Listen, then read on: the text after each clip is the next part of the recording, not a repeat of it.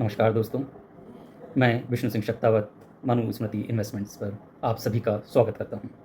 आज मैं आपको सीनियर सिटीज़न योजना से आप कैसे अधिक ब्याज कमा सकते हैं, 11% से अधिक ब्याज। यह फार्मूला मैं आज आपको बताने जा रहा हूं, जिसे ध्यान से सुनिएगा। सीनियर सिटीज़न सेविंग स्कीम में इन्वेस्ट करके हम 11% से 11.5% तक ब्याज कमा सकते हैं। जानिएगा कैसे। सीनियर सिटीज़न यानी कि वरिष्ठ नागरिक बचत योजना SCSS। मान लीजिए 1,08,236 रुपये का मैं इन्वेस्टमेंट करता हूँ इसमें।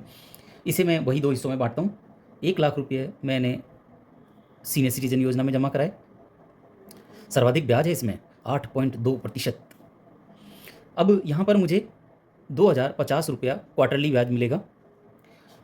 अगर इसे महीने में कन्वर्ट किया जाए तो ये 683 रुपये 33 पैसे पड़ता है।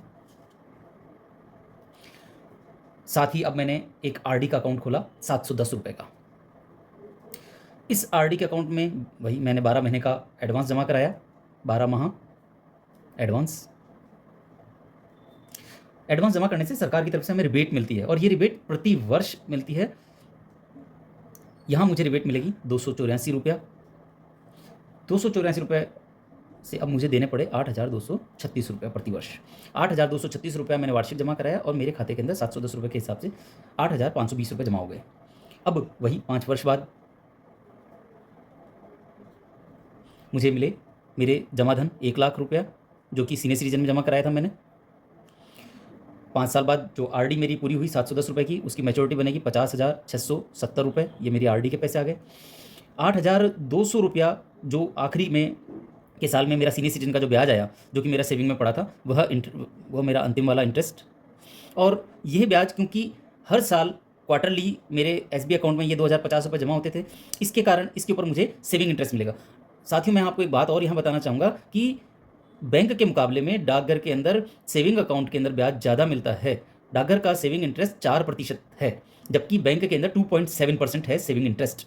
तो हमें यहाँ पर इस बात का भी फायदा मिलेगा, जिसे मैं लगभग 800 रुपये मान रहा हूँ। ये मेरा SB इंटरेस्ट मुझे प्राप्त होगा, जबकि इससे कहीं ज़्यादा होगा वो। इन सब का योग मैं अगर करता हूँ तो ये बनते हैं 1,59,670 रुपये। वही फार्मूला मैंने इन्वेस्ट किया था 1,08,236 रुपया गुणा 11%, अर्थात ये हो गया 11,906 रुपया वार्षिक। 5 साल के लिए इसमें 5 वर्ष से गुणा कर देता हूँ तो ये होते हैं 59,529 रुपये और 80 पैसे। 59,529 रुपये 80 पैसे 11% ब्याज से बनते हैं, जबकि यहाँ मुझे 59,670 रुपये यानी 11% से अधिक मिल रहा है। यहाँ एक चीज़ और मैं आपको बताता हूँ दोस्तों, कि यदि यही रकम, क्योंकि सीनियर सिटीजन में एक और खूबी है कि सीनियर सिटीजन को हम 3 साल के लिए एक्सटेंड कर सकते हैं। यदि हमने सीनियर सिटीजन खाते को 3 साल के लिए एक्सटेंड किया और वो जो ब्याज हमारा आ रहा था उसे हमने वैसे का वैसे RD में जाना दिया, क्योंकि RD को भी हम आने वाले 5 साल के लिए एक्सटेंड कर सकते हैं। हम ये मानते हैं हमने RD को और सीनियर सिटीजन को 3-3 साल के लिए एक्सटेंड किया, तो 3 वर्ष बाद क्या होगा, यानी कि RD की यहाँ पर हमने देखा था 5 वर्ष बाद, अब यदि हम देखें 8 वर्ष बाद, ये 11.5% हो जाएगा सर। देखिए 8 वर्ष बाद में मुझे मेरे सीनियर सिटीजन में तो मेरा मूलधन ही प्राप्त होगा वापस से। अब यहाँ RD का पैसा बढ़ जाएगा। RD की मैच्योरिटी जो है वो हो जाएगी 90,211 रुपये। 90,211 रुपये ये मेरी RD की मैच्योरिटी हो जाएगी 8 वर्ष वाली।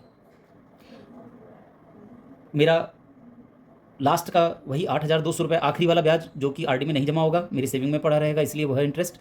और यहाँ 3 साल में मैं कहता हूँ कि कोई नहीं, मुझे 1,200 रुपया ही लगभग सेविंग का इंटरेस्ट और अर्जित हो जाएगा, जबकि यह ब्याज ज़्यादा होगा। इन सब का टोटल होता है 99,611 रुपये।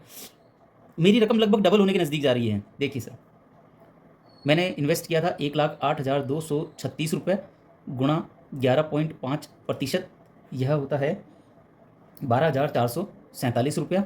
इसको मैंने 8 साल के लिए इन्वेस्ट किया, इसलिए मैंने 8 वर्ष से इसे मल्टीप्लाई कर दिया, तो यहाँ पर आता है, यह रकम हो जाती है 99,577 रुपये।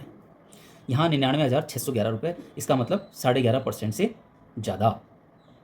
तो दोस्तों, आशा करता हूँ आपको मेरा यह वीडियो अच्छा लगा होगा और आपकी जानकारी को बढ़ाने में सहायक हुआ होगा। धन्यवाद।